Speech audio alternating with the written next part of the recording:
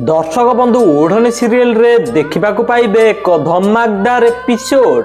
अंश आउ मानसीर प्लान सफल हो गला। आउ ज्योति घरू बाहरी गले।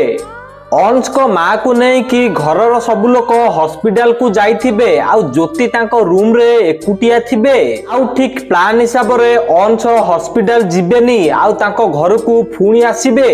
आउ कबाट खोला साउंड सुनी कि ज्योति कहबे लाଗୁଚି सान बाबू आसी गले। तापर अंश तांको प्लान हिसाब रे घरर इलेक्ट्रिक पावर कट कर देबे।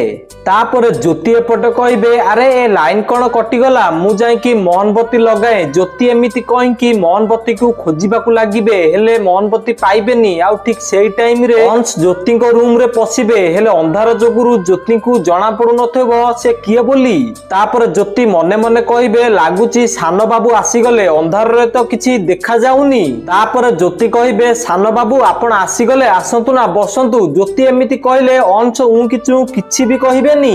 आउ अंश जाई कि ज्योति को खटो ऊपर बसिबे। आउ ज्योति अंश को पाखर जाई कि बसिबे।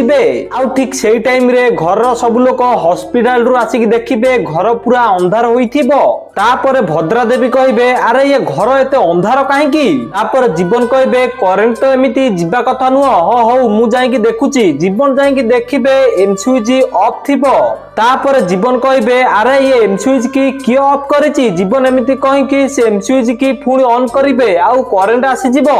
आउ ठीक प्लान हिसाब रे मानसी समस्त को कहबो अरे ज्योति तो घरे एकुटिया अछि ताकू तो अंधार रे बहुत डर लागेई। तापर जीवन को मां कहबे चलो जाई कि ज्योति को देखिकी आसीबा। जीवन को मां एमिति कहले समस्ते ज्योति को रूम को जिबे। आउ घर सब लोक ज्योति को रूम को जिबे। आउ जाई कि देखिबे ज्योति अंश को कांधरे मुंडो देई कि सोईथिबे। आउ एसबु देखिकी घर सब लोक पूरा आश्चर्य होई जिबे।